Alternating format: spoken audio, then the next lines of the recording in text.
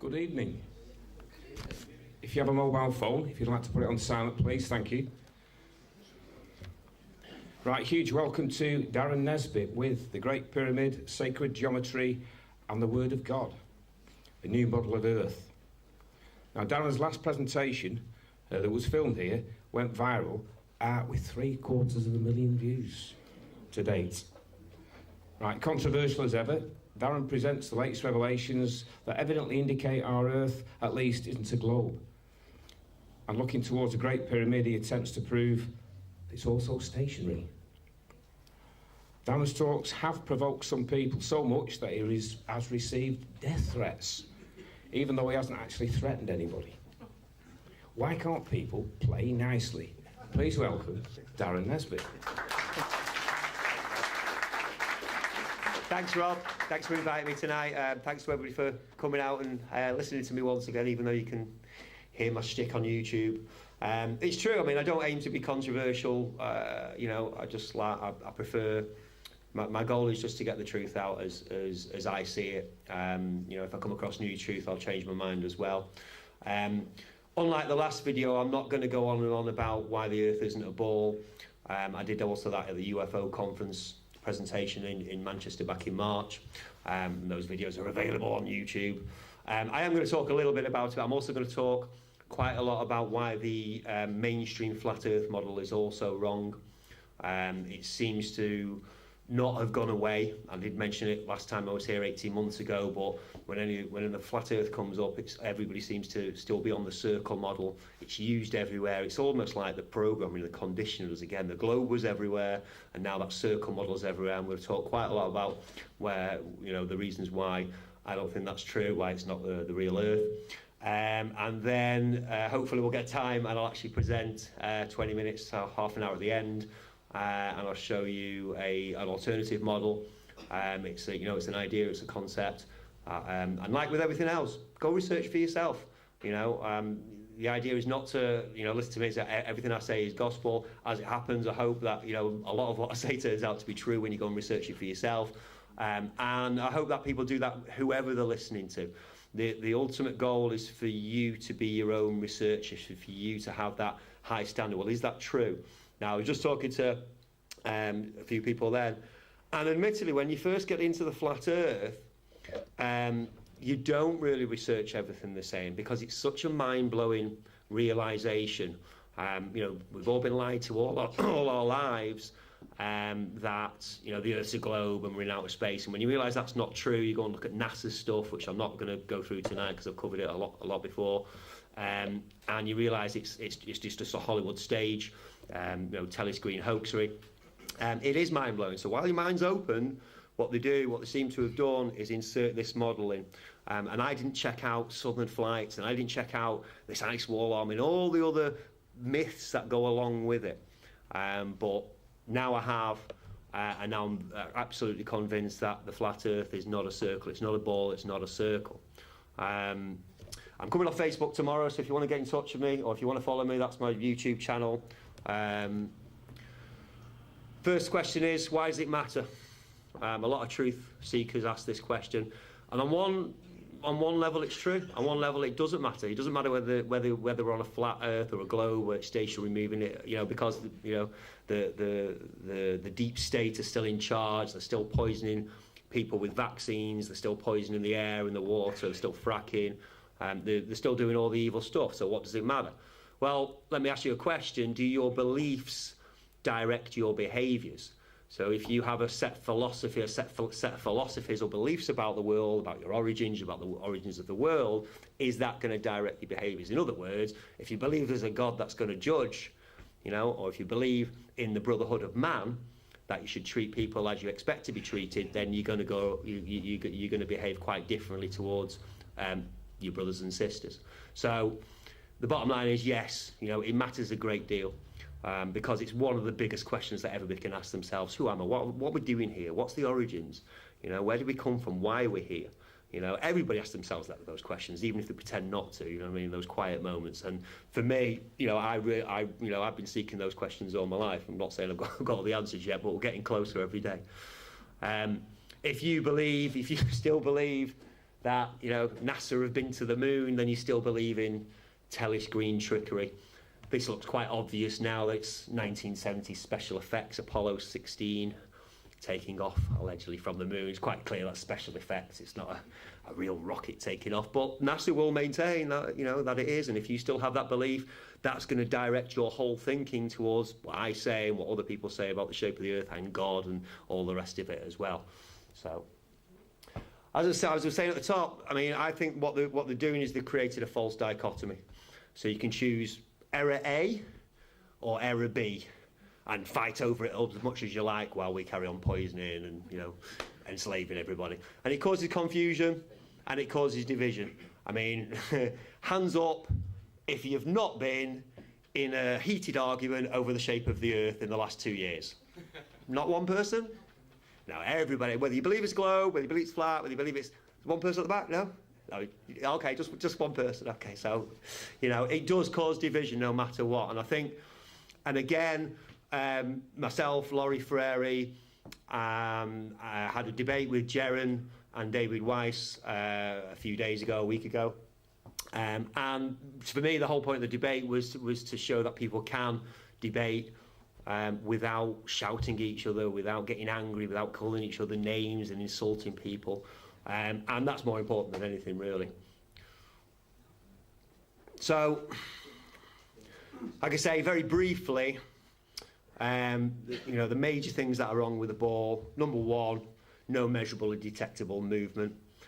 Where even if you believe that we are rotating around at 1,038 miles an hour at the equator, you will actually have to admit that your senses don't feel it. Now, you might have reasons and excuses why that is the case, but we do not feel any motion.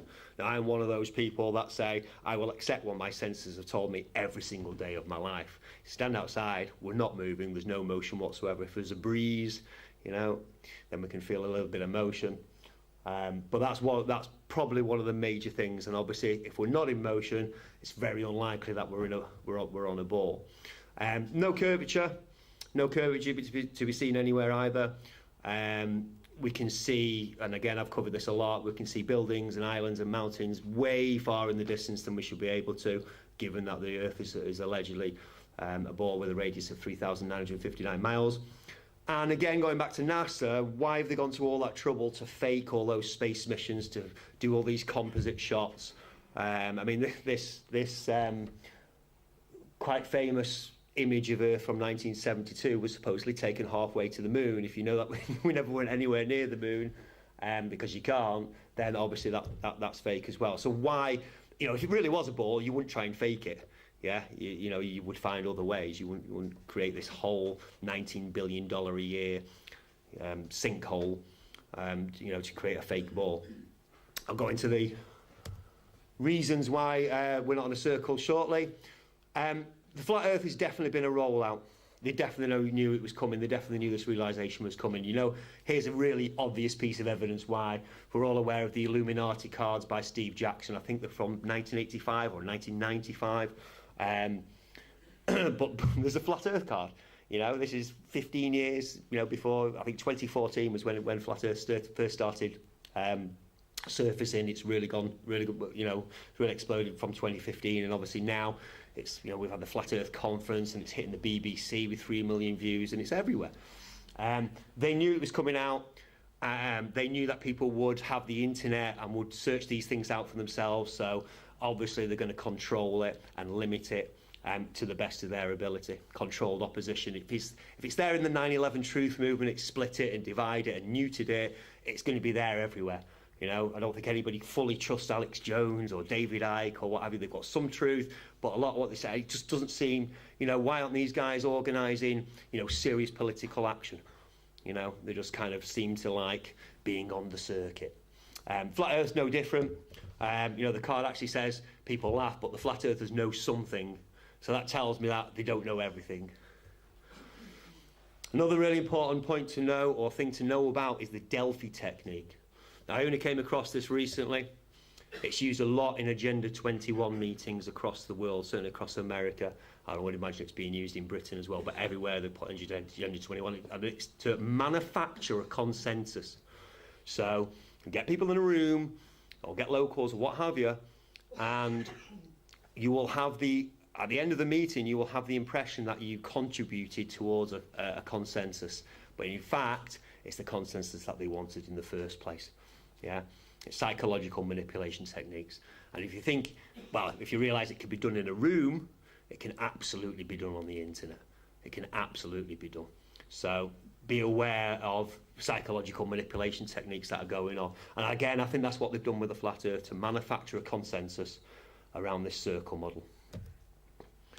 For me, it is a case of, once you go through the evidence, once the impossible's been eliminated, whatever remains, it doesn't matter how strange or improbable, but it must be the truth. It's logic and sound reasoning. But again, I mean, maybe it's kind of, it's a part of truth seeking, because your mind gets blown so much, so you don't know what to trust. And I think maybe that's the idea. Maybe that's why they don't mind the truth community being a thing, because what's real and what's not. Are they telling the truth about this? Are they telling the truth about that? This is what I'm saying. Be your own ultimate authority, I suppose. You're the standard. So just a few quick questions on the ball. And here's, I mean, just generally, what they say happens on a global scale, on a planetary scale, just doesn't seem to match any real world normal physics. Yeah, anything that we're we're used to ourselves, or that can be experimentally proven. Nothing they say on a planetary scale or on a great big ball Earth scale actually matches what we're used to. In other words, you get a gas and you put it under a bell jar, or if you've got gases under a bell jar and you take that bell jar off, it's obviously going to dissipate. It's going to do the same next to a vacuum as well. Yeah, that's what we're used to. How does it not fly off into space? The other thing is, we don't feel the motion because the atmosphere is rotating perfectly along with it. All the gases in the atmosphere are rotating perfectly along with the Earth, so you can't feel any motion. Again, gases don't behave like a solid. It's not our normal real world experience. You see on the right here, that's 100 miles an hour. What would it be like if there was actually 1,000 mile an hour winds? Another huge one is water. Always finds a level surface. It takes the shape of, obviously, of the bottom, but the surface, whether it's a cup of tea or an ocean, you've got a flat surface. Now, the Earth is supposed to be 70% water, so how does all that water, all those oceans, manage to stay around a ball? If I got a ball and put some water on it, doesn't matter if I spun it or left it still, it's not going to stick to it. It doesn't matter how big the ball is. And then, why is there no difference in weight or speed between the latitudes? At the pole, the Earth is spinning 0 miles an hour. At the equator, it's spinning at 1,038 miles an hour. That should create a difference, a huge centrifugal force, and a difference a difference actually, in weights at those places. And obviously, when you're travelling between those places, if you're a plane flying north-south, those pilots would have to make huge adjustments. And the other common question is, well, why does flying east not take, hardly any of the time as he does flying west? There doesn't seem to be any difference. And here's a real emperor's new clothes one. It's a very childlike way of looking at it. But again, the ball it must be a 3D object. It's got an up and a down and sides to it. But nobody lives on the side of it. You know what I mean? You never see elephants in Africa walking, horizontally. Kangaroos in Australia don't, they're not underneath the ball. Everybody seems to live on top of the ball. No matter where you are, we're all on top of the ball, on top of the Earth. Everybody lives on top of the land. You know what I mean? Wherever you are, east, west, north, south. Yeah, everybody lives on top of this plane. Now, the answer to most of those questions is the get out of jail free card. Gravity. It does everything. And imagine if you were making up some model or concept or whatever it is, and you any question like, well, how does this work? And you could just go, here's my get out of jail free card. And it'd be like, oh yeah, gravity. Gravity has never been proven as a force. Yeah? As an effect, 9.8 metres per second, the rate of acceleration all over the Earth is observable science. But that's an effect. It could be anything causing it. Until somebody proves otherwise, why wouldn't it be the atmosphere? Because the atmosphere is actually pretty constant all over the Earth, which again, shouldn't be the case if we were on a rotating ball. So we know gravity is an effect, if you like. We know things fall at the same rate. And again, a lot of flat Earth myth that gravity doesn't exist at all, which is, you know, it makes it sound uneducated. It makes it sound as if people haven't studied science or don't know what they're talking about, or at least haven't done any research. But again, like I say, this is a get-out-of-jail-free card for the ball, and it's never been proven experimentally. Lots of advanced mathematics and equations. So it doesn't hold water for me. Right, I want to move on. Like I say, you know, I've done a lot of debunking of the ball Earth. I don't want to go over too much old ground. What I want to talk about is this counterintelligence model. Whatever variation it is, because I also hear, you know, quite a lot, oh yeah, the circle, it's just the best we've got at the moment, or I don't believe in the circle model, or I don't believe in the AE model, but here's the Gleason's map. You know, whichever version of it is, yeah, the circle model with the North Pole in the middle, the Antarctic wall around the outside, and the sun and moon circling round and round with one pole, you know, above the North Pole. Like I say, I believe it was inserted into the Flat Earth movement to purposely misdirect, to make it seem foolish, to stop it growing, to stop it growing, because what a lot of people will do is go to flat earth debunking videos, and they've got far more views than, you know, any of mine or any of Eric Dubé's or what have you, and they will see it easily debunked. I mean, I've come up with 20 things here. I'm going to go through a lot of them, but not all of them tonight. And like I say, I believe it's to stop the flat earth growing, because truth is truth. You know, I'm only interested in the truth. If this was the real model, I'd be jumping for joy. I'd be promoting it. I'd be saying this is why and this is why the debunkings don't work. But the bottom line is, Earth is two equal halves. It's two equal halves, centre of the equator, and as you go north and south, they're even. This model and any variation of it, obviously, the further you go south, the bigger and longer and larger everything gets. Yeah, it's actually a projection of the globe. Yeah, and as far as I know, Samuel Rowbottom was one of the first to suggest it back in the mid-19th century. Obviously, we've done a lot of exploring and science since then as well. He may well have been guessing, but today, anybody that promotes this either hasn't done their own research, proper research into it, and thought for themselves, or they are promoting disinformation on purpose. One of the two. I mean, we can all be deceived. That's fair enough. But if you're shown a weight of evidence and you still, you ignore it all. I mean, these are real-world observations from people all over the Earth. So, first one is the equinoxes. Now, for everybody on Earth, the sun rises on March the 21st, there or thereabouts, and September the 21st, it rises at 90 degrees east and sets 270 degrees west. Check it out for yourself next March, if you didn't already know. With the circle model, that's impossible. You can see here, you give me a laser pointer, haven't you? Woo! All right, okay. You can see here, in Africa, this is where the sun will rise on the circle model as it's going around the equator, but that is due east. So quite clearly, not going to match. And again, it's the same when it's leaving west, that's due west, but west on the equator, on the circle model, is going to be over here. So that doesn't match reality. Now, if the sun is travelling straight on those 2 days, then the sun can't be circling, that'll disprove it all by itself. The path of the sun is straight overhead on those 2 days, then it can't be circling around. Daylight hours are equal for places equidistant north and south, 6 months apart. So in Beirut, 33 degrees north, it has a 14-hour, 24-minute solstice day length, matching Sydney's at virtually exactly the same latitude, equal south. Same with Swansea and Rio Gallagher. So daylight hours are equal opposite north and south of the equator. Again, impossible if your north is a tiny bit in the middle and the south is a big bit around the outside.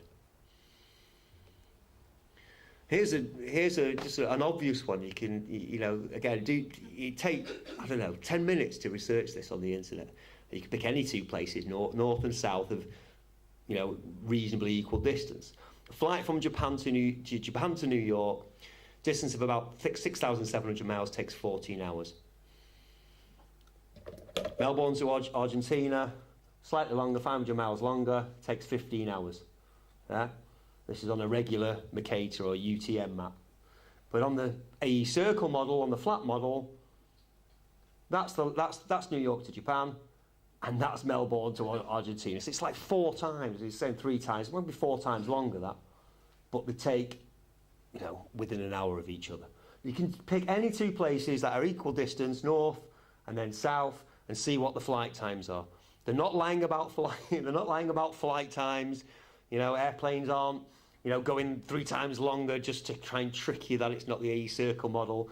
We can either say, the reality, we can accept the reality and say the model isn't right, or we can say, no, the model must be right, so reality's not right. We'll reject the reality. Doesn't make sense. There are, of course, 5 direct flights across the south now, probably 6 or 7. But again, these are done in times which are impossible on this circle model, because obviously the distances between the south, between Australia, South America, Australia and South Africa, and obviously South Africa and South America, all these 3 places, anywhere between 14 and 15,000 miles. Now, commercial airplanes travel at just under 600 miles an hour, 570 to 590. Somewhere around there. They don't travel at 1,000 miles an hour. The AE circle model is around 24,000 miles in diameter. So 12,000 miles from the edge to the centre. So it's quite easy to test and show that flight takes 11 hours. That's 14,000 miles on the AE circle model. So is the airplane going at 1,100, 1,200 miles an hour? Are they lying about it? Or is the model wrong? Should we accept reality, or should we reject the model? Or should we accept the model and reject reality? Australia to South Africa, again, QF63. You can check these flights out for yourself. Takes 14 hours. And if we look at the distance, again, just over 14,000 miles, needs to be going 1,000 miles an hour. There's no commercial Boeing or Airbus that goes at 1,000 miles an hour. You'd need a MiG or what have you for that. It would take 23 hours on the AE circle model. Same as New Zealand to Argentina, a flight that takes 11 hours 45 minutes. You can see it's 15,000 miles on this map. Can't be done in the time. So are they lying, or are the airlines lying, or are the passengers lying? I mean, I know flat earthers that have taken these flights. Max Egan's taken this one. It's the QF27. Quite famously, Sydney to Santiago. I think he's taken it twice on Darren's show. 12 hours 40 minutes. And on this model, it's 15,200 miles, something like that. So again, either the airplanes are going almost twice as fast as they say they're going, or the model's wrong. I've heard that. I've heard it said, well, there's jet streams. There's jet streams going around. That's how, but if a plane is actually going at 1,000 miles an hour, 1,100 miles an hour, the people that build it are going to tell you about it. They're going to say, yeah, the engine only does 600 miles an hour, but luckily when we're going around the south, it gets to go to 1,000 miles an hour. It'd be famous. You get on a 1,000 mile an hour flight when you go from Sydney to Santiago. It's unheard of. It's not observed reality. We'll come to the heavens. Stars that are visible. I mean, the biggest one is the two-pole rotation of stars, north and south. Now, if you look at the northern sky The stars rotate around the North Pole, really, and they rotate anti-clockwise in the north. In the south, they rotate anti-clockwise. Now, what the flat Earth circlists said at first is that there is no southern clockwise star rotation. Eric Dubay absolutely flat out denied it. When my friend Paul Kofo from New Zealand got a video in his backyard and said, "Here I am taking star trails, going clockwise, going the opposite direction," he just got a lot of hate mail from people who wouldn't let the model go. Yeah, you're lying. You're using CGI. You know, I mean, you know, he's actually filming himself in his backyard with his camera. You know what I mean? So he's got 2 cameras, and he's showing people, and he's just a regular guy. So, you know, he's a genuine flat earther, and he's not the only person. I mean, he's well known. It's a well-known observed. There's lots of amateur astronomers all over the Earth. It's well known that the stars rotate opposite. So after flat out denying, then we get, oh, okay, well, there is southern star rotation, but it's a reflection of the other stars. You know, again, sorry, but they are completely different constellations, different stars. Then we get, well, everybody's got their own personal sky. You know, so the stars kind of follow you around. I mean, obviously we've all got our own perspective of the stars, but if that was the case, there would be no ability to predict astronomical events. There'd be no ability to predict eclipses. You know, if the heavens weren't basically moving independent of your own observation. So we keep hearing fudges. Yeah, we keep hearing excuses, but that's what we get from the ball earthers. We get gravity. Oh, that's because of gravity. Well, that's because of, you know, everybody's got their own personal heavens. I'm sorry, but it's total bollocks. You know, I think we should, you know, we take all known observations and evidence and then change the model to fit. Not the other way around. I'm going to have this model, I'm going to have the ball, I'm going to have the circle, I'm going to have this, and whatever observations, whatever evidence is out there, I'm going to ignore. And you're a government agent for saying so, for taking a film of your stars out your backyard. So, too much craziness. There's too much craziness. I mean, the other thing is, the Polaris is not really visible much south of the equator. I think about 10 degrees south of the equator you can't see it. But if it's in the middle of the dome, it should be visible from pretty much all over the disk. You can't see the northern stars from the south. You can't see the southern stars from the north. Yeah, they are completely different stars. They can't all be on this big dome thing because you'd pretty much be able to see most of the stars everywhere. The other thing is the people in the south would see the stars go horizontally near the horizon, but they don't. They all spin around the southern pole.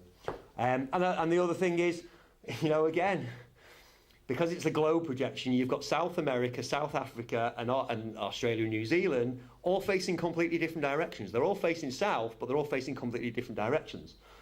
So again, although they don't have nighttime at the same time, you know, at least 2 of them do, how come they can all look south, due south, and see Sigma Octans? Yeah, it wouldn't be possible if the Earth is set up like that. Very, very famously, sailors have navigated by Polaris for thousands of years. Whatever latitude you're at, Polaris, obviously north of the equator, Polaris will be at that altitude in the sky. It's that simple. If we're at 53 degrees north, we'll see Polaris at 53 degrees north. That's how they've navigated for thousands of years. It's so commonly known. But again, if you've got Polaris stuck, and you know, it might be 3,000 miles, you can change the height, it doesn't really matter. But if you've got Polaris right in the middle of the dome there, the only times that's going to be correct, the correct latitude is if you're right underneath it at 90 degrees and at 45 degrees. As you can see here, every other latitude is given the wrong angle. So that doesn't work either. And a real big one, again, it's inherent flaw of the model. You've got the Tropic of Cancer and the Tropic of Capricorn. Now, as far as I'm concerned, they're equal. As far as I'm sure most pilots are concerned, all navigators, they are of equal length. But in the AE circle model, the Tropic of Cancer, or should I say the Tropic of Capricorn, is 1.7 times longer than the Tropic of Cancer. Now, we all know a day lasts 24 hours. It takes around 24 hours plus or minus a few seconds for the sun to get back to the spot it was the previous day, which means that if this model is correct, the sun and moon would have to be speeding up and slowing down by 70%. Now, the sun obviously makes this trip between Cancer and Capricorn over the year, but the moon makes it every month. So it takes 2 weeks to go from Cancer to Capricorn and 2 weeks to go back again. Now that means that the speed of the moon, like I say, would change by 70%, and people would know about that. That would be a well-known thing.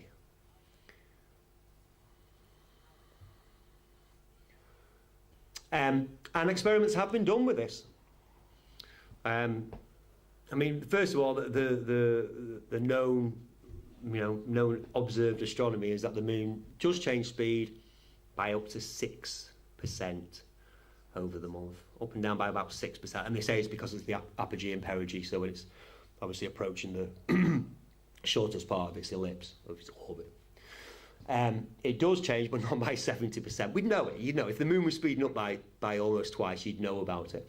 But a flat earther called Dave Marsh has done experiments on this, the moon race. You can check those out on YouTube.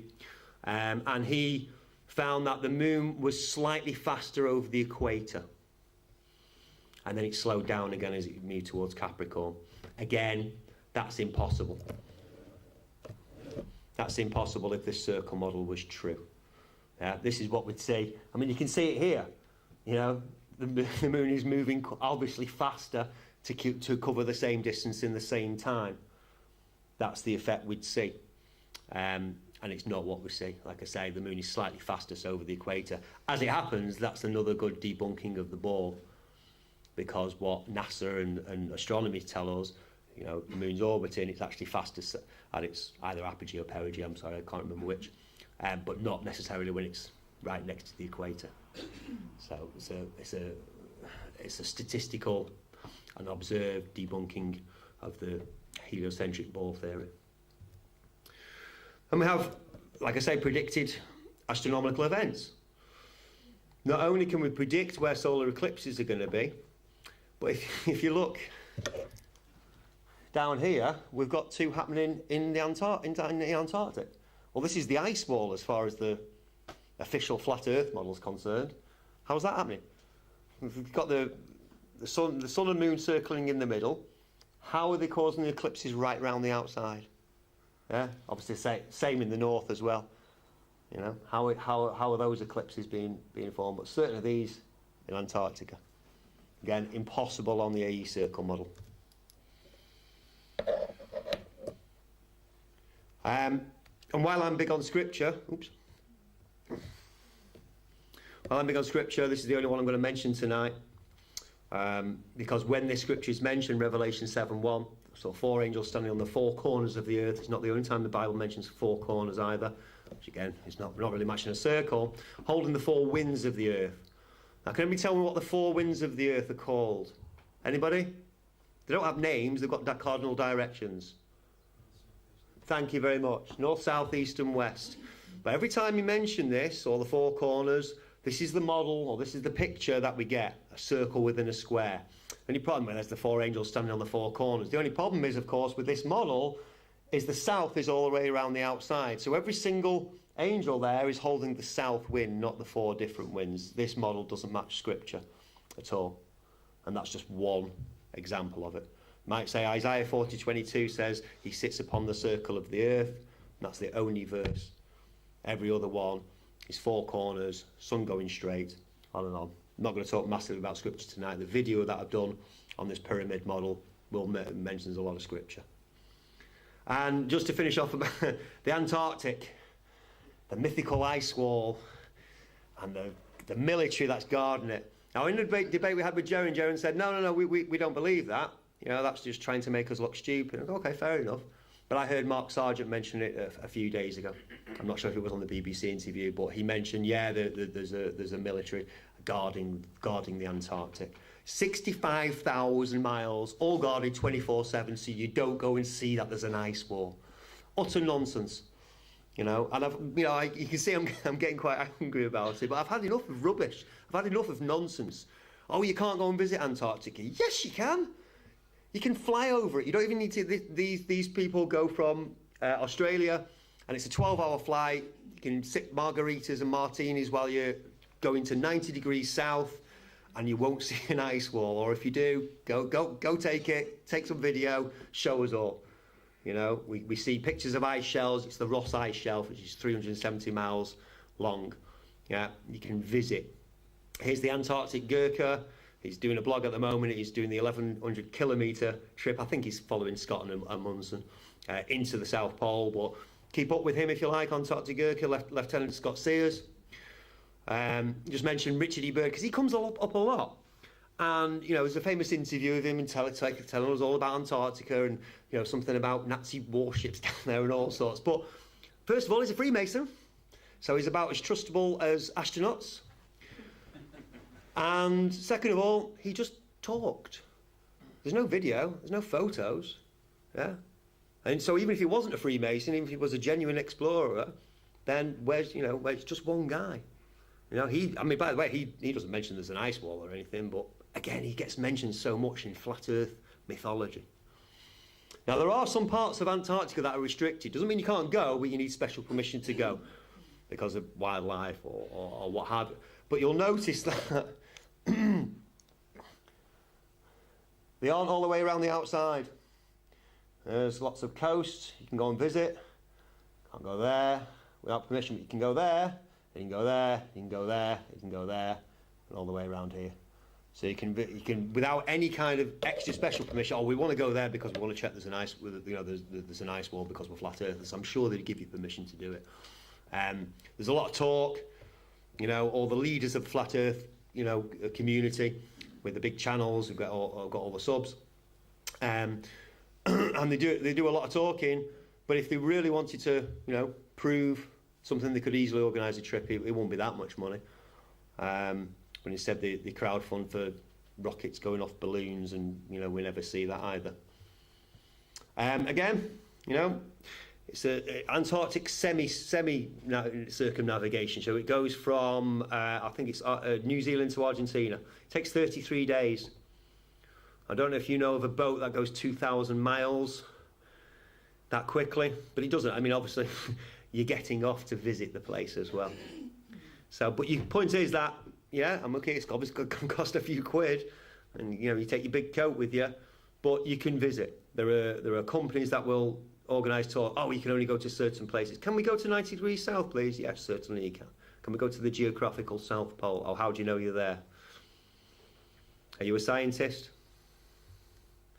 This, talking of scientists, Antarctic Circumnavigation Expedition, this was completed last year. Over 200 scientists and researchers from 50 different countries. I think they're doing the Arctic this year, but they did it in 90 days. So again, 65,000 miles, 90 days. They need to be 650 miles a day, but they stopped off a lot to do research. There's videos, you can go and check it out. Antarctic Circumnavigation Expedition. There's a lot of videos of penguins, so you know they're not anywhere else. It's not the North Pole, and they've gone to the South Pole. The vessel that they went on is the Academic Treshnikov, a Russian vessel, again with a 50-man crew, so there's another 50 people that must be lying to hide the ice wall. It only goes at 18 miles an hour. So how are you going to get 65,000 miles in 90 days with an 18 mile an hour? It's quite a simple mathematical equation to work out, you know. Again, shall we deny reality? Should we say all these people are lying, but our model's correct? Or should we say, oh, okay, well, maybe we need to rethink them? Total number of researchers, 159, 73 different institutions, so a lot of universities, 60 crew on the academic. Number of island groups visited, 12. Samples taken 3,000 metres below the ice. So they'd have to be doing a hell of a lot of, you know, do it very, very quickly to try and get right around this 65,000 mile ice wall. I'm just looking for 14 different locations and 494 different landings, 33,000 kilometres. It's about 20,000 miles. So obviously, there was, you know, they've gone from Hobart to Punta Arenas to Cape Town. So obviously quite a lot wider than Antarctica as well. So they've gone a lot further round Antarctica than, you know, than the actual just sticking to it. And they still did it in 90 days. They did one season because obviously outside of, you know, once you get past February, March, it gets really bleak there and obviously a lot more ice. Then we have the Antarctic Cup. A veteran Russian sailor, Fyodor Konyukov, completed it in 102 days. Again, if you know of a sailboat that can do 600 miles a day, 24/7, he's just him, can't stop, and he's trying to get right round the ice wall at that time, you know, or is it just, you know, is it just a big, you know, is it just a big lie? Well, here you go. I mean, you can do this for yourself, and in fact, there are 15 Antarctic webcams, live webcams. These ones for the Australian Antarctic Division will give you a 24-hour time lapse of the previous 24 hours. We're now in their solstice season, in their high summer season, so you can see how much daylight the Antarctic actually receives. Again, the first noises from the flat Earth controlled opposition were, no, it's just a lie. All those videos of 24-hour sun going obviously right to left, the opposite as it does in the north, they're all fake. Even though I came across at least half a dozen of them, and there's only 2 of the Arctic ones. But you can see for yourself, do your own research. You just put Antarctic webcam, there's 6 for the Australian one, there's 6 on the British Antarctic survey, but they only do live. But obviously, check when it's going to be the middle of the night there and see if it's daylight. You can see for yourself. Yeah, are all these webcams lying just to hide, you know, the idea that we're on this circle model? And there's 3 for the New Zealand one. But I would imagine Argentina and Chile have got some as well. But again, you can do your own research on it and see. Obviously, if there's 24-hour daylight in the Antarctic in their high summer, just like there is in the Arctic in June, then very, very hard to, you know, how does the sun give 24-hour daylight if it's all the way around the outside? Not possible. And my last point on this, before we have a break, presumably, is, let me show you, and I can do this because I don't need live. Now we can see. Good, because it is an important point. A lot of people see... In the Arctic, already the sun... Yeah, quiet. A lot of people are convinced that the sun's circling around from these videos. I've only found 2, by the way. 2 different Antarctic midnight sun videos like this, where it does a complete pan and the sun does not dip below. What I want you to notice is that, as far as I'm concerned, that sun is approaching and receding just like it does for all of us anywhere else. The only thing it doesn't do is basically dip below the horizon and then reappear, obviously, further over. But notice that sun is going from the horizon or the hills all the way up to the top of the screen and sometimes off it, and then comes back down again. Notice how much it's elevating and coming back down again. All right? And I do a comparison.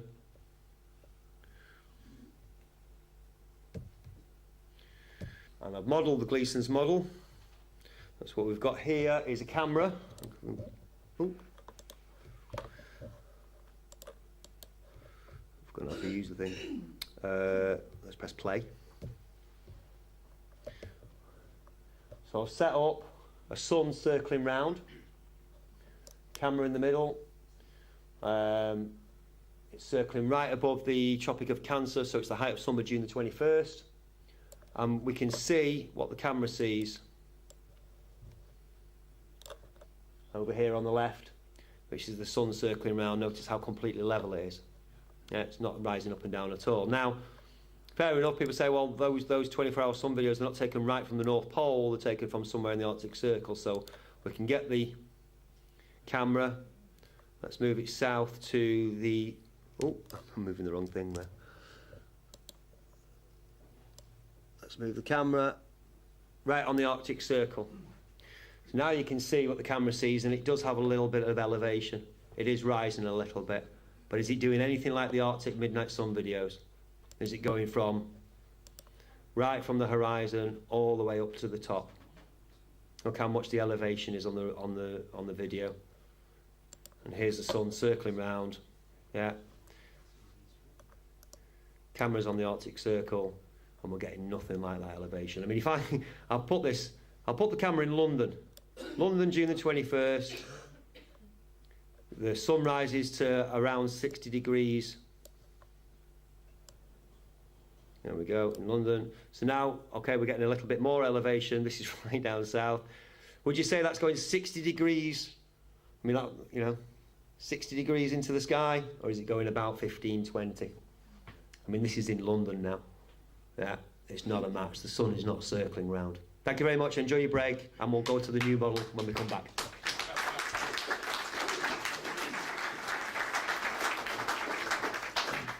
Maybe I should have brought my guitar. Cool. Okay. So, for me, it's a process of elimination. Stop this now. There we go. If it's not a globe, we're not on a rotating globe, and it's not a flat circle, and I, like I say, prove that for myself. Like I say, it's up to each individual to do their own research on that. Whatever level you're up to, obviously we're going to have a very wide number of different views. So, what I know for sure is that the land is stationary. It doesn't move unless there's an earthquake. If you've been fortunate to have been in an earthquake, you know what the Earth's like when it's moving. That's not our everyday experience. Now, okay, our senses can be fooled, but not every single day of your life. If you've seen the same thing, you've seen the sky's blue every single day of your life, then the sky's blue. And I've never met anybody that says otherwise. So there are independent, observable, physical truths that we can gain from our senses. Our God-given senses is how we make sense of the world. It's not rotating, it's not orbiting. We're not in a vast universe. It's a model that's in our heads. And for me, when I first kind of realised that I haven't seen this myself, I haven't been up there. I haven't seen a ball Earth. I haven't seen it rotating. I haven't seen any of that. And as I said earlier, everybody lives on top of the land. Nobody lives underneath it or on the side. If it is a ball, it's a flat ball. There's no curvature to be observed anywhere. Geodetic surveying comes up a lot. Guess how do they do the Ordnance Survey? There's two types of surveying, geodetic surveying and plane surveying. Guess which one the Ordnance Survey uses? Plane surveying. And actually airplane surveying, aerial surveying, geodetic surveying doesn't seem to be actually used for any practical purpose other than to say, yes, we're on a ball. So I will always take criticism on board and see if it has any validity. If it does, then you change your model, you change your idea. I'm sure I'm going to present something tonight that's will look quite bonkers to most people. Maybe not the shape of the land. It's quite traditional, quite Mercatorish. And the other thing is east-west travel is reality, continuous east-west travel. Everybody knows you can get on a plane in Japan, fly east and get to America. Same the other way. Nobody ever finds a physical barrier. There isn't one anywhere. So the Earth is continuous. Either is a ball, or there's something very special going on. And I believe, because we're not rotating, water finds a level surface, etc., etc., that the 3 dimensions that we're used to are actually wrapped up in 4 dimensions. We won't be aware of this 4th dimension of space if we hadn't realised that the Earth was indeed a fixed plane. Basically, it's continuous. It makes space continuous. So when anybody says, Earth can't be flat, where's the edge? How come nobody ever falls off? Well, we know, it's a ridiculous thing to say anyway, because we know nobody does fall off or find the edge. But if you take all the information together, this is the conclusion that I've come to. The description of it being a Pac-Man effect just gives that instant recognition. You know exactly what we mean. If you go off the east side of the map, you appear on the west side of the map. You're not a teleporter or anything, none of that going on, but it's just a continuous plane. Do you remember the old BBC logo with a ball rotating in the middle, but the land kind of being continuous at the back of it? That kind of thing. That's why nobody's ever fallen off. Again, the Bible says the seas are enclosed with doors. Doors allow two-way passage. It says the seas are enclosed with God's decree. It's his commandment that holds in the oceans, his word. It doesn't say there's a physical ice wall there. It doesn't say the atmosphere there or anything else. And the ancients had this view as well. They didn't just have a view of a flat earth or a geocentric earth. They also had this view of east-west continuous travel, and east-west obviously travel of the sun, the stars and the moon. That's Nut, the goddess Nut here, and it's showing continuous east-west travel, flat plane, and then east to west. All the ancient cultures, the ancient Chinese also thought it was a square, flat Earth. So, what's the Great Pyramid got to do with it all? Originally, or up until a few months ago, I assumed it was a rectangular Mercator. The flat Earth was a rectangular Mercator. And then things just happen. You know, you get inspired or you get inspiration from places. The pyramid exists. It's not a hoax. Can't deny reality. Nobody knows still really why it was built. We know that it was built very intricately. A great deal of accuracy has gone into it. I don't know if you know it's more accurate in terms of its geography. It's aligned to true north better than the Greenwich Observatory. So someone knew, however it was, 3,500 years ago, exactly what they were doing.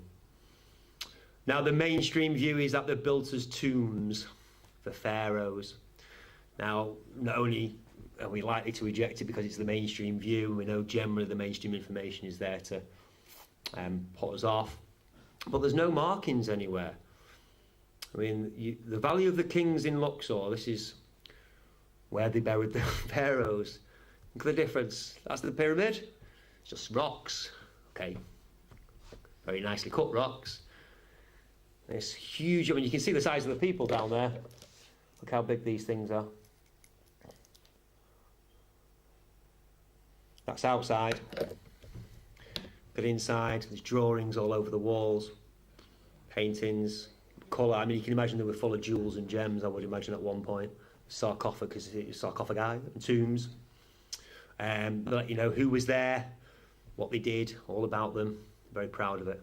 Compare that with the King's Chamber, the so-called King's Chamber in the Great Pyramid.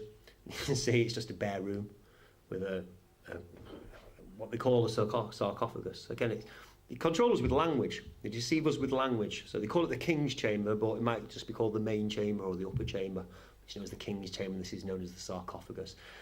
Nobody's ever found, no mummy's ever found, no markings, no nothing.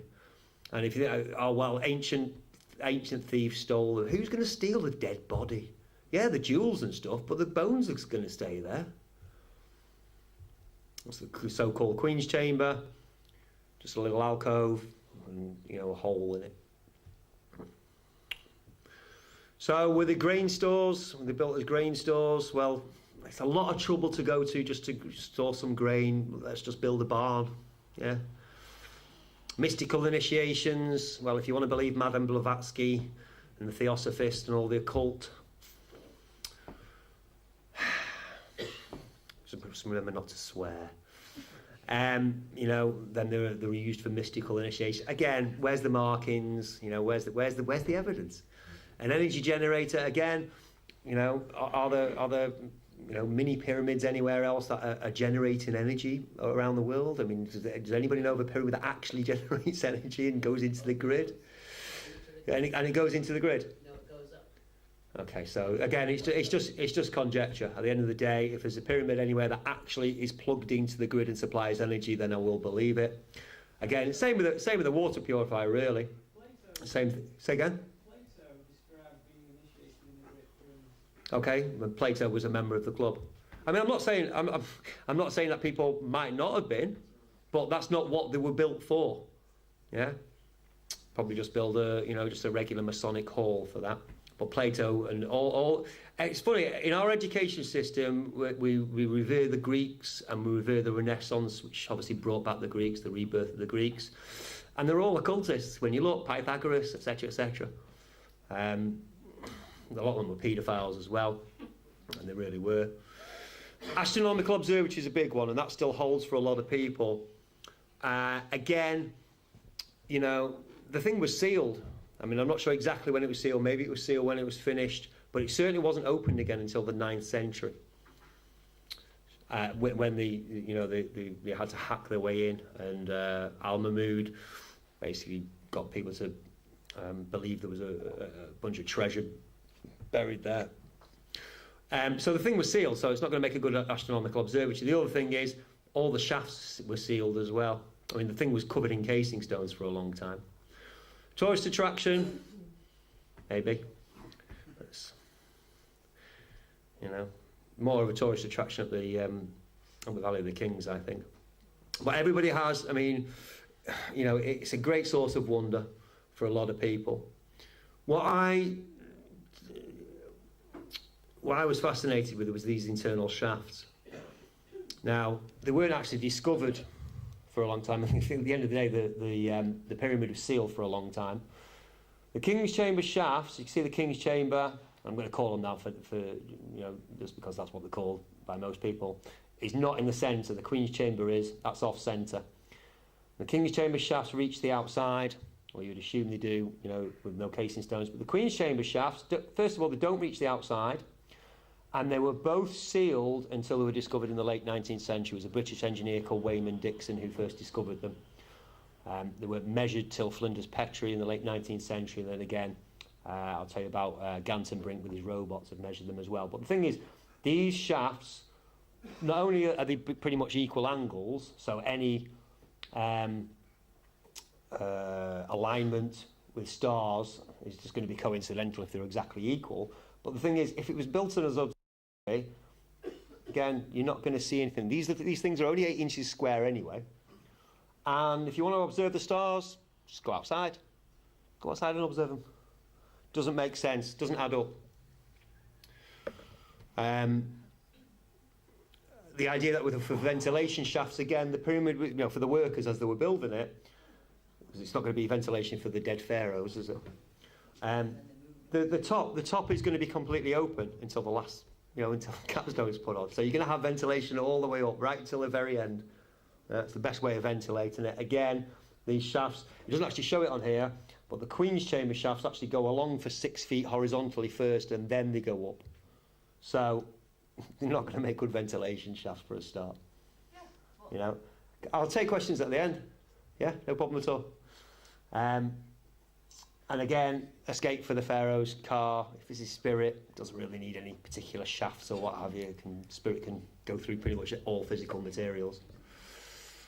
Like I say, they were measured. They've been measured twice. The first time they measured them, this is for the Queen's Chamber. You'll see why it's important shortly. 37.28 for the north, 38.28 for the south, so a degree out. And then in the 1990s, a German called Gantenbrink measured them with robots. Quite a lot closer, 39.28, 39.36. Now they say within 2 degrees of error, because you know, at the end of the day, it's not that easy. I'm quite surprised. I mean, they found supposedly found a new chamber recently with kind of X-ray. I'd like to see them, hopefully sometime in the future. It's been 25 years since the last time. I'd like to see them measured really accurately with, you know, X-ray equipment, I suppose. But to me, they're probably going to be pretty equal. They were probably built to exit at the same kind of, or certainly have the same angle. Queen's Chamber's right in the middle of the pyramid, bang in the middle. I mean, it's an amazing feat. It's an amazing monument when you dig into it. Obviously, it sounds like, you know, a lot of people have done a lot of research and study into them. Because it's so accurate, because it has these shafts, everybody's wondered what are they for.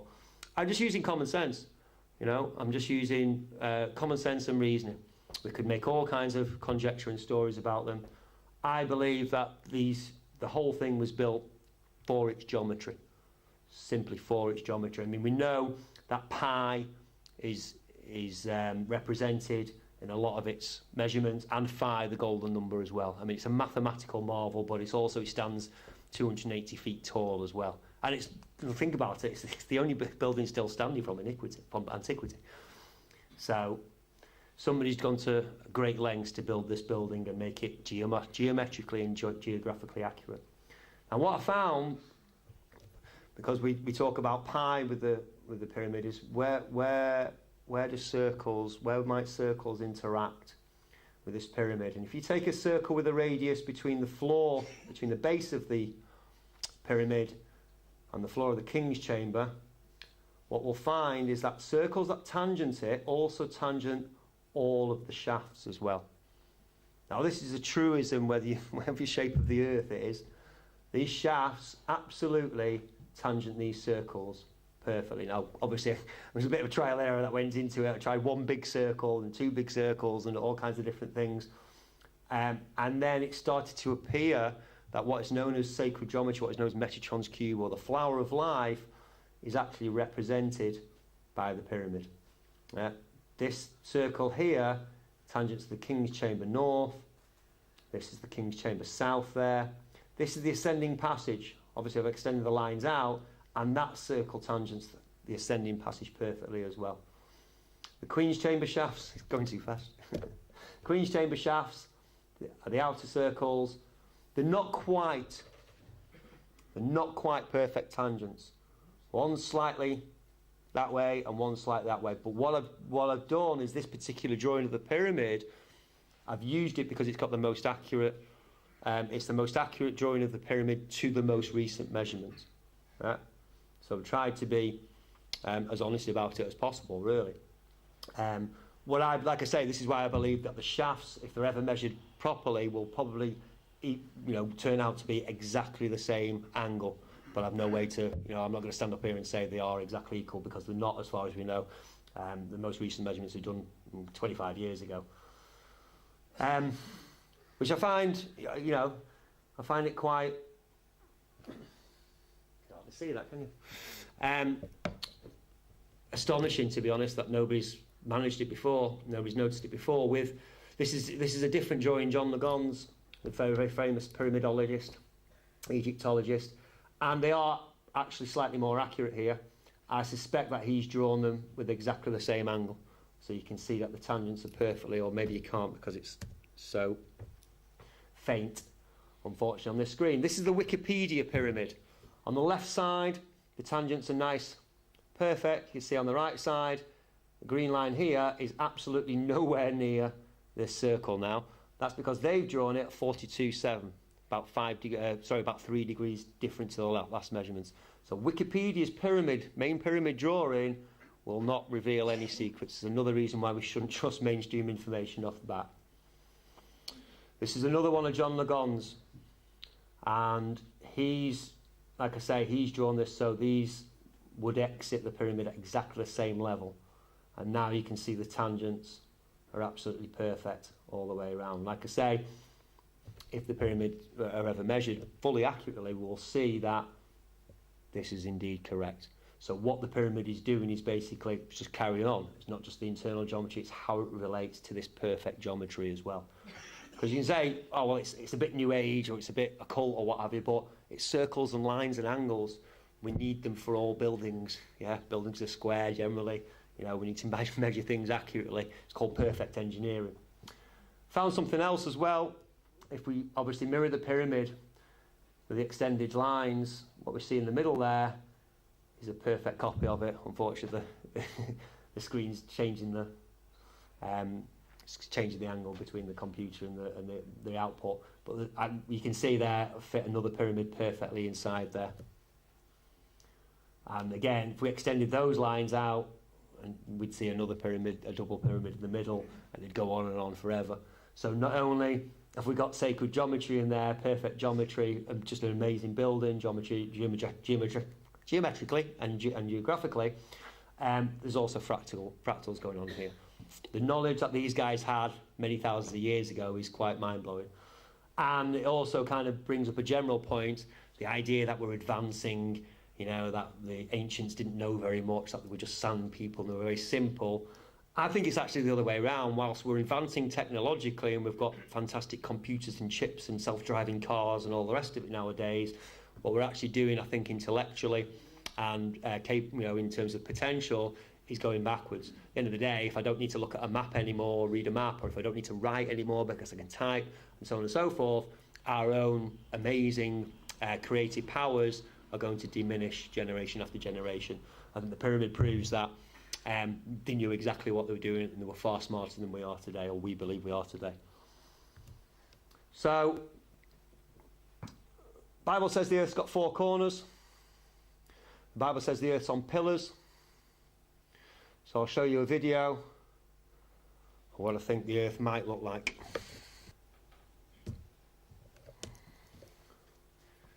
Cue dramatic music.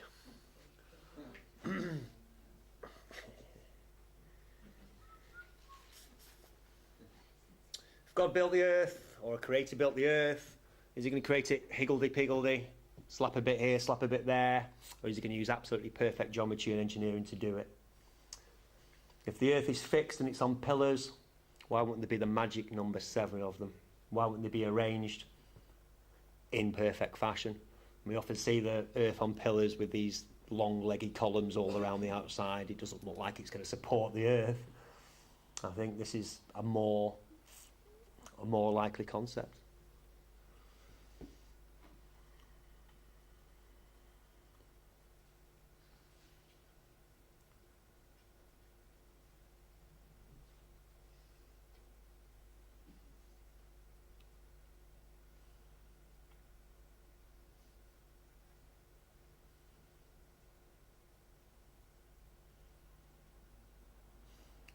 Map that we used to, shape of the continents as we used to, but on a 4-cornered, 4-dimensional Earth. Antarctica is the continent at the bottom.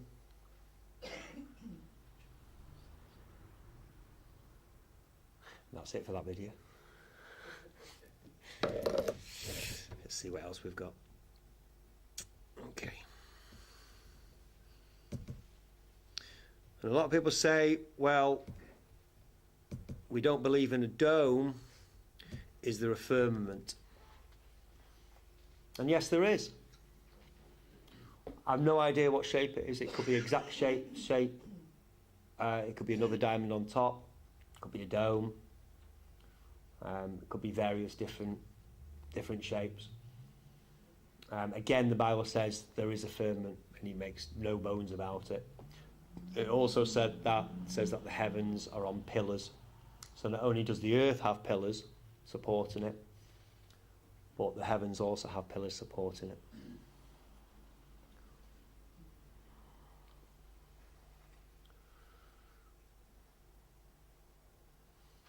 And, you know, for those who keep, going on about Isaiah 40:22, the one verse, and say the full video that I've made includes about 75 verses, and this model matches every single one of them. God has favourite numbers, 7, 12. It doesn't say exactly how many pillars there are, but there is certainly a firmament above us. And it refracts the light, it refracts the sun and the moon and the stars, which is how the sun actually goes down as well.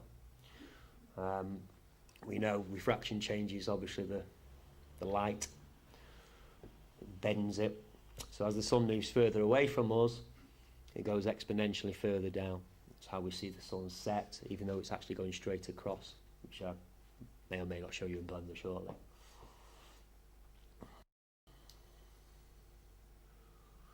You can watch the full video of this on my channel in YouTube. Just try to extract certain bits that I can play to you live tonight. And there's not a lot more than this, by the way, because it takes a long time to render things down than if you ever use 3D modelling. Well, so the concept's an idea. I think what we want to get to as well is, what about the edges? How do those work? It's funny because every time you look at a flat Mercator map, which is what we're all used to, they're all kind of 4-dimensional. We all assume that, it carries on going round.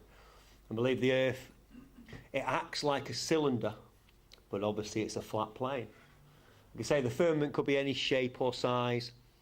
I'm not fixed on anything. This is all brand new. It's all absolutely brand new. It could be a monkey shape. I say it could be a diamond shape as well.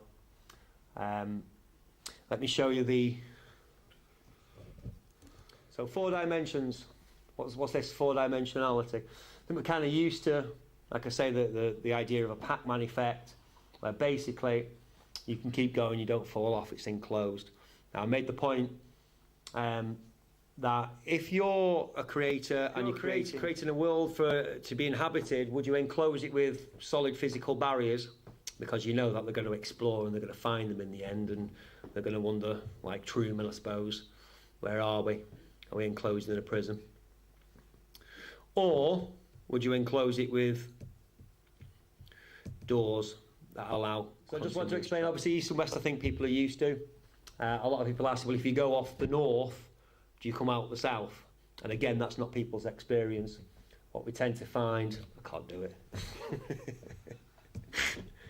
What we tend to find, I mean, with this particular model, I'll just pause it. It's easier. It's basically there's only east and west. Obviously, whichever direction you're going off at, you're going to come back on the other way. So, you know, this is why there's no edge. It's a little bit, like I say, it's a little bit difficult sometimes, or at first, to get your head around the four-dimensionality of space. We're also programmed to believe time is the fourth dimension, where time has got nothing to do with space. It's a different thing. It's like saying licorice is the fourth dimension. It's got nothing to do with it. As far as I'm concerned, there are three physical dimensions that we're used to, and like I say, because of logical conclusion, it's a logical conclusion. Is there evidence for it? Yes, because we can travel east-west, and we know the Earth isn't rotating, it's not a ball. That's it. There's only a logical conclusion. If it didn't work perfectly, we'd have known about it a long time ago. If it wasn't seamless, we'd have known about it a long time ago. So, north leads to north. You can play the end of the video once. North leads to north. Watch the green plane. Goes off the north, comes back to the other north. And again, 90 degrees along. So again, it's what we're used to. It's what, you know, if you take I don't actually know if planes do cross exactly at 90 degrees north, but if you took a plane north from London, you would basically come back on the sides to Siberia. And it's only going to play once, but hey, this is what it looks like. Again, obviously, if you're on the plane and you're going round, you're on the airplane travelling, you're not going to teleport from one side to the other. As far as you're concerned, it's just continuous travel. Yeah, you can keep going forever on it because of the four-dimensionality, because of the fourth dimension. Yeah. Like I say, it's a logical conclusion. I mean, the fact that we haven't noticed is kind of evidence for it. The fact that there is no solid barrier or it's indistinguishable, travel is continuous, is kind of the proof of it.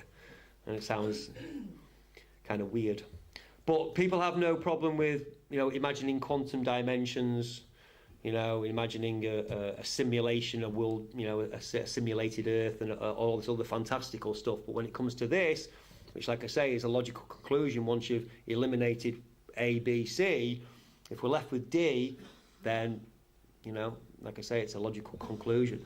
If people have proof that it can't be the case, then no problem at all. I'll adjust and move along. Let me show you some astronomy with this to finish off with, and I'll take some questions. I mean, if they're just, you know, ball Earth, flat Earth questions, they've been covered many times before, but I'll try my best. So, as I said before, the circle model cannot explain two-poled stars, which is our reality. Can move that across. So here you can see, obviously, we're looking north. Towards the North Pole. Stars are rotating anti-clockwise. This is what we actually observe. Yeah, the North Pole rotates within 0.75 a degree of the North. Sorry, Polaris does of the North Pole. If we look east, stars rise up from the horizon. If we look to the south, we now see stars rotating clockwise, opposite direction to the north. Opposite direction, but we're still on a fixed plane Earth. Right? So this is how, very simply, you don't have to say the reflecting from the north, reflecting from one side to the other, or any kind of strange anomaly. There's no need to explain. We'll go through all these big explanations. It's one semisphere of stars, all rotating across one axis with two poles. Think about your back axle of your car, if you like, but obviously with a huge semisphere. If we look west, we see the stars setting and they'll rise in the east again. Very, very straightforward. Earth is a fixed plane, the heavens rotate about us, and this is how we get opposite star rotation, north and south.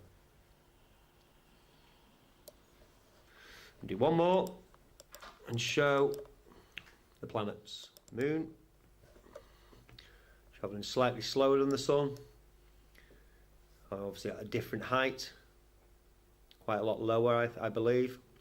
Those being smaller, that's how we get solar eclipses. Obviously I've put them both on the equator. They'll both travel between the tropics at completely different times, which is how we get solar eclipses everywhere all over the face of the Earth. That's how they can happen anywhere, because of the difference in height, the difference in speed, and obviously the different travels between the tropics. I'm going to show you something a bit more familiar now, the solar system. I do believe there is a planetary solar system. You know, again, I hear a lot of flat Earth myth that the planets don't exist or what have you. Now, maybe they're saying that, you know, there are no other places for life in the universe, and I think that's the most important point here. The universe is a lot smaller than we're all taught. It's the Earth and its attendant heavens. Just looking for Mercury first. There we go.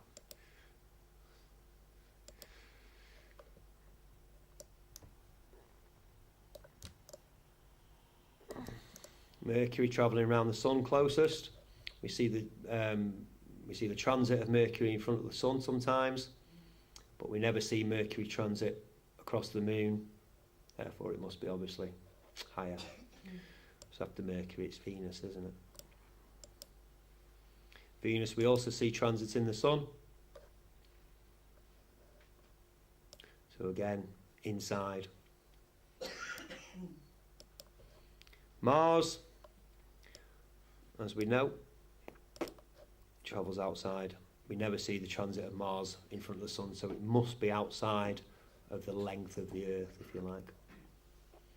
Obviously, you know, I'm limited. I'm only doing 1,000 frames here, so it's going to go back to the start every so often. But obviously, the other thing is this plane here. You see the red line. Nothing will cross that line.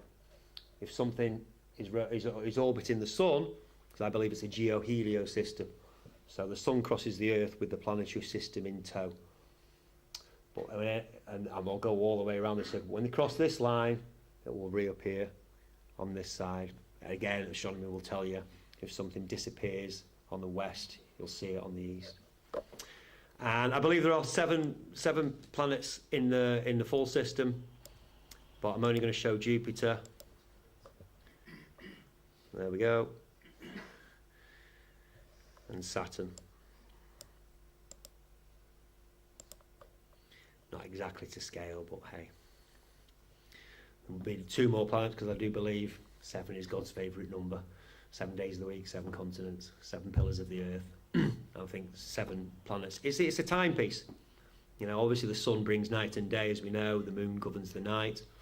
I think it's created a magnificent timepiece for us all on Earth. We have a fixed plane Earth, which is what our senses know every single day. The land that we stand on is stationary, but we see the heavens, and we see the retrograde motion of the heavens. And this explains why we get retrograde motion, because the planets really are orbiting the sun, or the planet, the wandering stars, against the background of fixed stars. But the sun is crossing the face of the Earth. That is the end of my presentation for this evening. Thank you very much. Stars, they exhibit different spectrums based on their temperature. Is that correct? Is that an assumption or what? I think so. There are, because we have now the P900 camera, which can zoom in quite close on stars, we've seen them. I mean, they're still distorted. There's still obviously, you know, lots of aberrations going on, refraction, everything else, but we can see that the stars are all individual. And it may well be temperature and composition and all sorts. But the stars aren't suns. We see the sun as a yellow, solid yellow disk in the sky, as long as you're not looking at NASA's fireball, you know what I mean? But through a real telescope with a filter on it, the sun is a solid yellow disk. No star ever appears like that. They're dancing about, the different colours, they're going through different spectrums, they're doing different things. I don't believe the stars are that far away. I think they're maybe tens of thousands, maybe hundreds of thousands of miles, but not millions and trillions and billions and zillions of miles. Have you got any take on the fact, not the fact, the allegation that Saturn is a cooling sun, was once our sun? Yeah, I don't think so. I don't think Saturn is an ex-planet or an ex-sun. I don't think the moon came from Earth, or I think God created it perfect. I think, you know what I mean. When you see it like that, you can see that, you know, it's a system that's already in place. You know, I think that kind of thing goes with the narrative of millions of years, and it's all to get the evolution thing in. Without the Big Bang, without the big cosmology, they can't really have evolution. If the Earth is only a few thousand years old, then there's really not the time for evolution. I mean, there's many other reasons why evolution isn't true. Cross-species evolution, by the way, we know species adapt. You know, we're not denying all of science. But without that narrative, heliocentrism, Copernican heliocentrism laid the groundwork for evolution. We live in a quite godless society nowadays, and we can see that's what's going on with our governments. We get the rulers we deserve. So we can complain about it all we like, but we've left God behind, and we've left God behind because what we're all taught in school. I know that was certainly the case for me until I realised it's all backwards, and, you know, start actually researching it for yourself and strip it down. Descartes did a thing called the reductio. What can I know for sure? And that's the thing that each of us should do. Any other questions? Assuming your model's correct. Okay, I'm not, but... No, just assuming it. Go on then. What level of society do you think would accept that? No, damn well there's no globe, basically, you know. What level of society? What do you mean by that? Well, like government or, you know, that sort of level.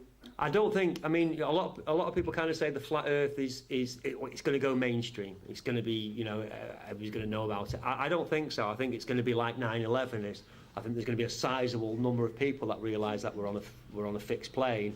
But I think the mainstream. I think because they'll have to turn around and say, yeah, we were lying about NASA. Here's your money back. And sorry about the schools. And sorry about your textbooks. Sorry about all of the, you know, all these learned people. They were all fooled. You know what I mean? I don't think they're going to backtrack on that. They're not going to backtrack on 9/11, are they? They're not going to backtrack on all the other hoaxes or vaccinations, or make them mandatory now. You know what I mean? And it's a very we're entering a very frightening world. But you know, the more prepared we are mentally, the more prepared we'll be physically. So you know this model here. Yep. So you know, like where all the continents are and stuff like that. Obviously on the flat Earth model, that it's different. Like Yeah. The flight paths and whatever, but the flight paths make sense apart from those long flights that you sort of Right. that can't be done. So is this model? What are the you know, the continents based on? The globe. I kind of. I mean, this is called an Adam's world in a square, just because it was nice to fit in graphically. Being honest with you, the military use the universal traverse Mercator map. Now, the military need to be accurate in their mapping. And that is that map. Sorry. It's close to it, yeah. I mean, I'd like to have got basically, you know, I'm trying to represent the general universal Mercator map here, what we're used to. I mean, you can see the sides are a little bit elongated, or the top edges are elongated. What we're trying to represent here is pretty much what the military use for theirs. And think about it, the military have to be accurate. If they're sending a squad of soldiers into a place, it needs to be accurate. They need to know, you know what I mean? They can't be.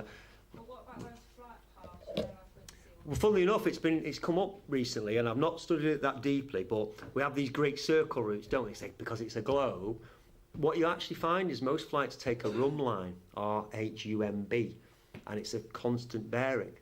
Now, again, it's impossible with the circle model, because with the circle model, don't forget that just like planes don't have to dip the nose every few minutes because, you know, to go around a globe, it's the same with the circle model. With the circle model, they would have to be constantly turning left or constantly turning right. You know, either the pilots themselves or there'd be some automatic jinky that did it. And I've asked Pilot LX, who's a famous, obviously, flat Earth pilot, whether that was the case before, you know, did he have to do it? And obviously he said no. And it's not a known thing either. Now, obviously, planes change direction, but for a lot of time, again, you can see them in the sky for 30 or 40 miles. And they're just going in a straight line. They don't, I mean, you see them curve sometimes if they're, you know, coming into land or coming into an airport, but when they're just going straight, they're just flying straight. It's how we know the Earth's flat as well, because, you know, they're not curving round. They go straight. So it's the same, okay, similar problems with the circle model as there is to the, you know, there is to the globe model when it comes to planes. But I believe that the circle routes aren't quite accurate. I think they're taking rhumb lines, but it's something that does need more study.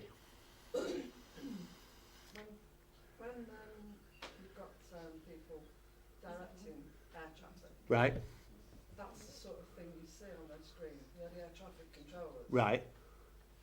You see the numbers for the altitudes, but that's the type of map you see Yeah. more moving around. So it's obviously common sense that it's plausible. Yeah, I mean the ship's navigators, you know, they use flat maps. You know, our road maps. If you don't use Google Maps anymore, we have a road atlas, and it's a flat Mercator map, or the Ordnance Survey map.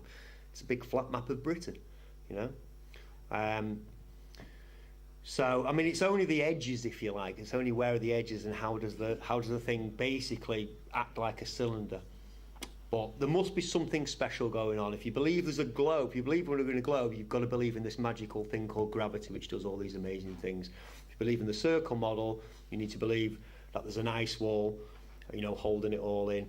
And, you know, obviously the sun and moon are circling around in the middle. And with this, you know, we need to hold that there are 4 dimensions to space and not just 3. It's a fascinating concept to think about anyway, scientifically. Yep. 2 questions. Well, one's a statement, one's a question. Firstly, I have on my wall at home a large A2 size photograph of a sunset taken from Blackpool Beach.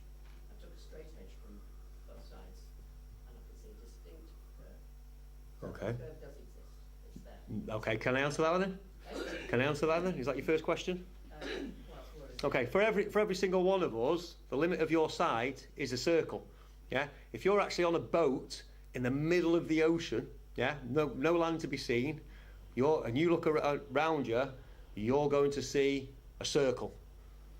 So you can say that's the curve of the earth, if you like, but it's actually the limit of your personal sight. Yeah? Circle sight. If we include the sky, that would actually be a semisphere as well, which may be the idea of where the dome comes from.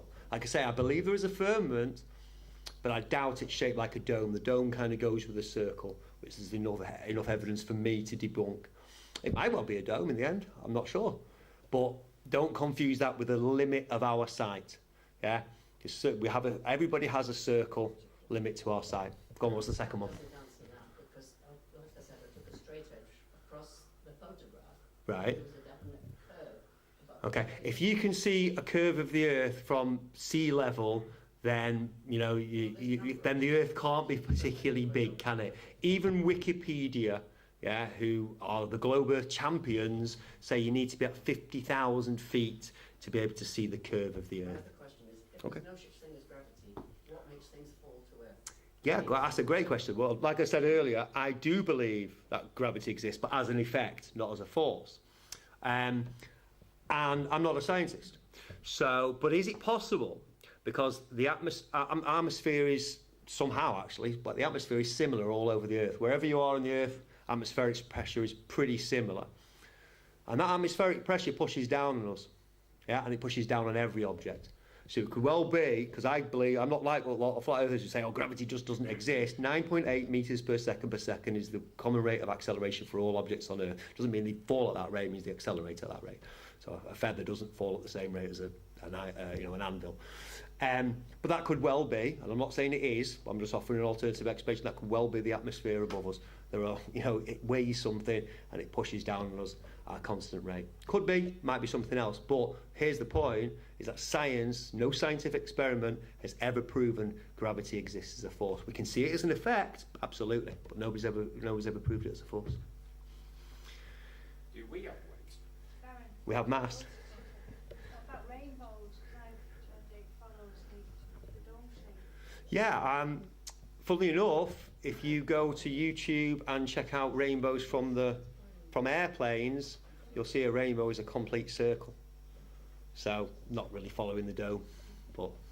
If we follow your theory, we would never witness a lunar eclipse. But our lunar eclipse is caused by the Earth.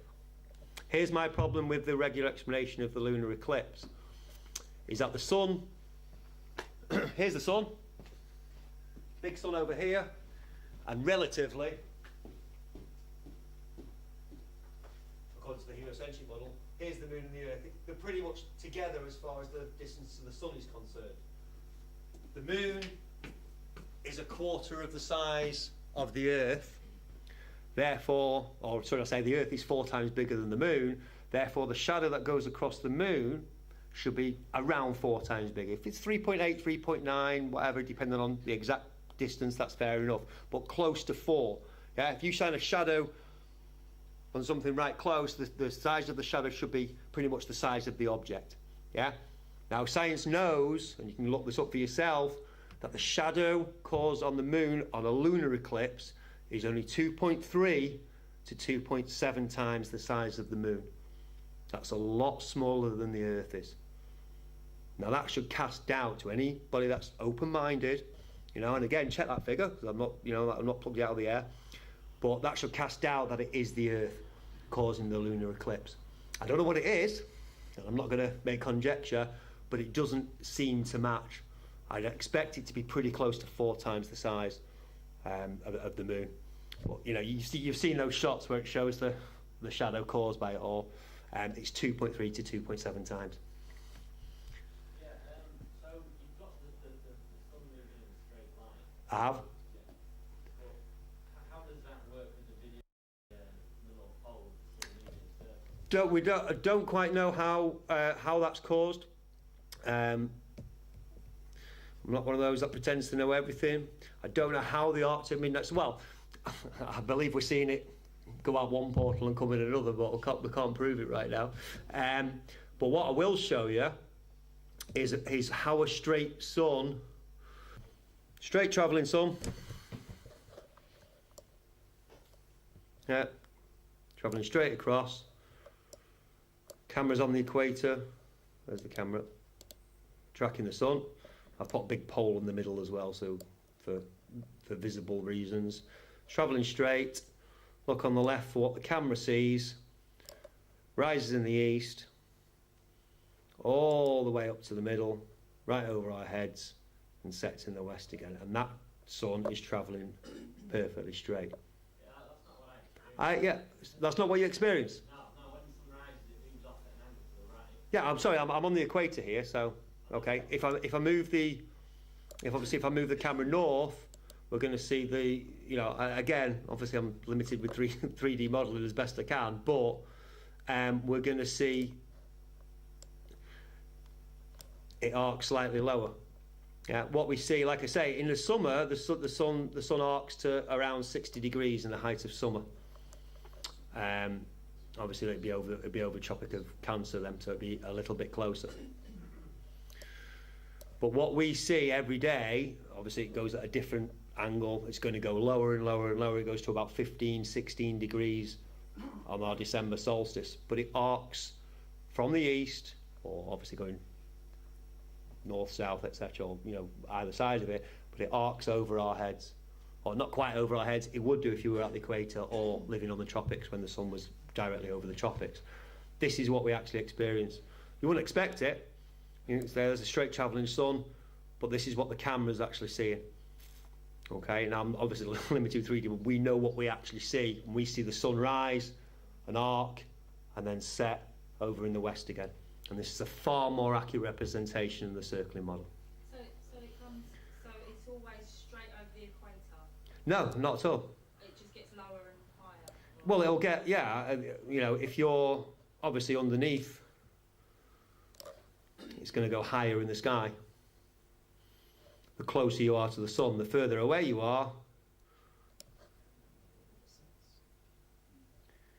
See, it's arcing a lot lower. Quite clearly, the closer. I mean, don't forget, this is without refraction, without the firmament. It's obviously going to change angles as well. The closer we are to the sun, the higher it's going to rise. I mean, this is just, that's common knowledge, really. Right. If you, So it stays on that line, just goes up and down. That's how we get our sun, isn't it? yeah, I mean, obviously I've got the sun here. You know, I've modelled it so it's going over the equator all the time. So this is always the equinox. I'm just moving the camera to different places on Earth. Obviously, the sun itself will go south over the Tropic of Capricorn, which means it's going to go nearer for the south. You see what I'm saying? Yeah. That's how we get opposite summers and opposite, you know, in the north and south. That's what I'm saying. I believe the flat Earth is of 2 equal halves. I'm not saying it's definitely the shape. I only took it from the double pyramid. The pyramid's got to be there for some reason. But like I say, it might end up being a completely square, it might be rectangular. The advantage of a diamond model is that just like the globe, the lines of latitude get shorter and shorter as you go towards the poles until you reach a point. So I think it's a more, I mean, whatever the shape the flat Earth is, it must match the ball pretty closely. Otherwise they wouldn't be able to fool people for so long, because distances might have been, obviously would be very different. Okay. Any other questions? How do you account for seasons then? Okay. Well, because the sun travels between the tropics. Yeah. I'm just this is one day really, or 2 days. March and September equinoxes. That sun will travel between the tropics. So it will go north, Tropic of Cancer, obviously for our June summer, and then it will travel south, and it takes, as we know, six months to go between the tropics, and then 6 months to come back again. So obviously. So you talk about the magic of gravity, that looks a bit magic to me now, it just disappears and comes back down. Yeah, fourth dimension. Yeah, exactly. I agree with you. Yeah. Any other questions? Can we go to the pub? No, I was going to talk about the Bible verses. Okay. When you were talking about the corners of the earth. Yeah. Well, if you research the word corner in the Bible concord, the word Kanaf. yeah, it's actually karnak, which means to withdraw into a corner. But in the verses you outlined, it's actually the word karnaf, which is actually in this translation. So a karnaf means an extremity or the edge. Or, Right. it doesn't mean corner. Okay. So there are 4 extremities to the earth. Where are those on the Edge or quarter. Doesn't it? The corner is not a definition for that word. Okay. I'm taking your definition, yeah, and saying extremities, yeah, but the Bible says there are 4 of them. So can you tell me where the 4 extremities are on the circle model, or where are the 4 extremities on the ball model, please? Well, it could also mean quarters, like I said, so you could fit into quarter. It's not what you said, and it's never been translated as quarters. Extremities or wings, yeah, wings, so tips. It's quite obviously meaning the furthest edges of it, yeah. So then there are 4 of them. I don't think you can translate 4 any other way, can you? 4's 4. It doesn't mean anything else, does it? So the 4 extremities, or 4 wings, or 4 corners. And the thing is with corners, I mean, virtually everybody's, all the different translations, there are a lot of them, they all use the same word, corners. But I'm happy to go with extremities, but it's just the fact that there are 4 of them. If there are 4 of them, then where a circle model doesn't have any. There's one, and it's the edge. Same with the ball, really. I mean, the ball's continuous. There are definitely no. It's hard to get 4 extremities on a ball. And the thing is, if it was only one Bible verse that mentioned 4 corners, then it'd be like, okay, well, maybe not. But he backs it up with another witness in Isaiah 11:12. It says, "I gathered and scattered the people to the 4 corners of the earth." Say four extremities, the 4 edges, but there are definitely 4 of them. All the buildings in the Bible as well, the temples and the tabernacles, are all built with corners. They're all built 4 square, north, south, east, west. So it backs itself up a lot as well. There's only one verse that says, he sits upon the circle of the earth, and I believe that's a mistranslation, because the Hebrew word chug is translated elsewhere as circuit and elsewhere as compass, as in Proverbs 8:27. So, I mean, I agree that, we have to look into the original text, because there could be mistranslations, absolutely. But we need to look at the evidence around it as well and use our logical reasoning. And say, if the circle model was correct, I'd be happy. Okay, no problem. If the ball was, if I felt rotation, or if we found curvature, everything. You can't see anything past 50 miles or 100 miles. We look across a lake and you can never see the buildings opposite. Then fair enough, but that's not the case. And I'll go wherever the evidence leads. I'm not going to be dogmatic about it. If it turns out it's a hexagon or some other thing that we haven't thought of yet, and somebody comes up with a couple of years down the line, and it explains, it includes explanations of the Arctic and Antarctic, midnight sun circles, then no problem at all. I'm happy, but I'm not dogmatic about it. And that's the difference between me and a lot of other flat earthers. I've got my circle model, and I'm going to defend it no matter what. It's not scientific, and it's not the way to really search for truth. Last question, please. Okay.